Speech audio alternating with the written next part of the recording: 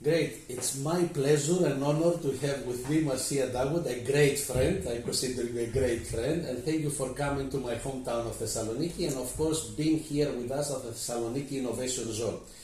Can you please tell us a few things about yourself and about the organization that you represent? Of course. So great to be here. I'm very excited to be in your hometown. Last year I was here in Athens and got to see a little bit of what's happening in Greece, but I didn't get to come here to your hometown, so I'm very excited to be here. My name is Marcia Dawood, and I am an angel investor. I've been an angel investor for about 12 years in the U.S., and I represent the Angel Capital Association. We are the professional society of all angel investors in the U.S., and I am the chair of the board of that organization. I have been in many different angel groups across the U.S. and different angel funds. I've also been on the investment committee of several angel funds. So lots of different experience with different types of ways to invest. Great. Why business angels are important to the ecosystem? Wow, they are so important. We have heard from our colleagues at the higher level in venture capital that it's about 90% of the companies that they invest in are invested by business angels first. So if the business angels weren't there to invest in those companies, then the venture capitalists wouldn't even have anything to invest in, and we wouldn't have the innovation and the type of great companies that we see today. Great. Now, my next question is, when you are investing, Marcia, what is your criteria that you are investing? What are you looking? How you tick, as we say? So it depends a little bit on the fund or what group I'm investing with. But the big thing that I always tell entrepreneurs is you want to be solving a big problem, a problem that people think is really, really sticky and there's just not a good solution.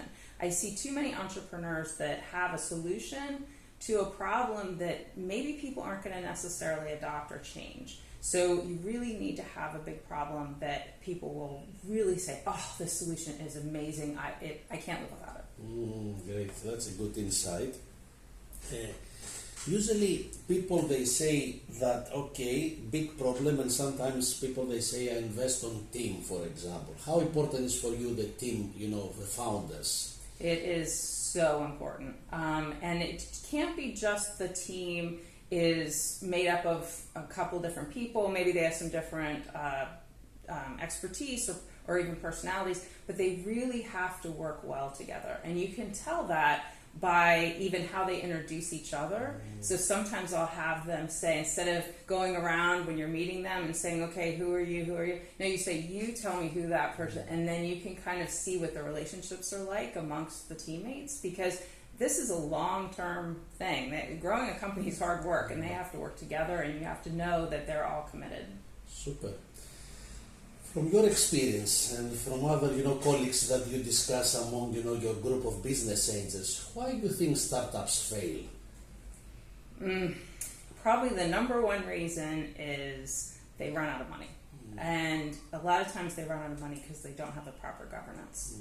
And so as much as an entrepreneur really likes to keep control and they want to make sure that they're doing everything their way, it is important to have a board, to have some advisors, some people that can really help to grow the company so that they are looking at the milestones that they need to hit in order to continue to fundraise. You want to be as scrappy as you can and yet as visionary as you can be all at the same time, which is really hard. But if a CEO does it right, then they're able to continue to get that funding so they can grow the company. Super. Thank you very much for the insights. Hope you enjoy our city, and thank you for visiting the Thessaloniki Innovation Zone. Well, thank you for having me.